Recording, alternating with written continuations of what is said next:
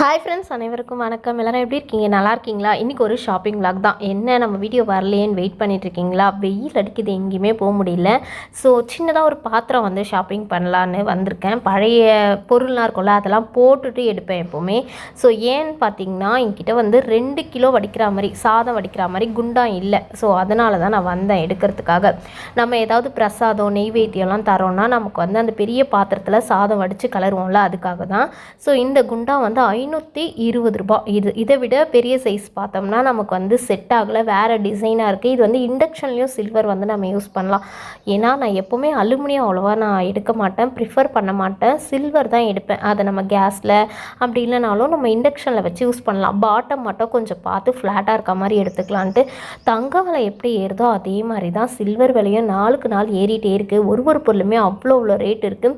ஒரு சாதம் வடிக்கிற குண்டாவே 600 ரூபாய் கிட்ட வருது. ஸோ நான் எடுத்த குண்டான் தான் கம்மி, அதுதான் 520 ரூபான்றது. கொஞ்சம் ஓல்டு ஸ்டாக்குக்கா, புதுசாக வந்தது எல்லாமே 600 ரூபாய்க்கு மேலேன்னு சொன்னாங்க. ஸோ அதுக்கேற்ற ஒரு வடித்தட்டும் எடுத்துக்கிட்டேன். ஸ்கூலில் நிறைய ஸ்பூன் டெய்லியும் மிஸ் ஆகும்னு சொல்லிட்டு ஒரு 7-8 ஸ்பூன் சின்ன ஸ்பூன் மாதிரி எடுத்தேன்.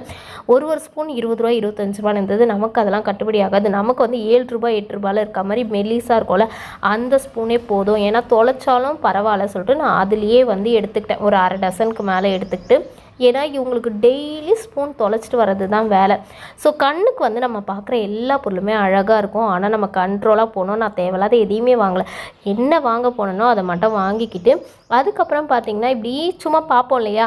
ஸோ எல்லா பொருளையும் பார்த்துட்டு வரும்போது இங்கே 50% ஆஃபர்னு போட்டிருந்தாங்க. இது என்னன்னு கேட்டேன். இல்லைக்கா, கொஞ்சம் அழுக்காகி கவர்லாம் இல்லாமல் இருக்க பொருள் எல்லாமே, தட்டு கிண்ணம் பிளேட்டு இதெல்லாம் வந்து அப்படியே பாதி ரேட்டு காசுனாங்க. அதாவது ஒரு தட்டு 100 ரூபானா 50 ரூபாவாம், ஒரு கிண்ணம் 25 ரூபானா அது வந்து 12 ரூபா, அந்த மாதிரி பாதி ரேட்டு. ஸோ நான் இந்த கிண்ணம் இதெல்லாம் பார்த்தா அவ்வளோ வெயிட்டாக இருக்குது. இது வந்து 45 ரூபா போட்டிருந்தது, அப்போ 22 ரூபா 50 காசா. ஸோ அவ்வளோ நல்ல வெயிட்டாக, குவாலிட்டி சூப்பராக இருந்தது.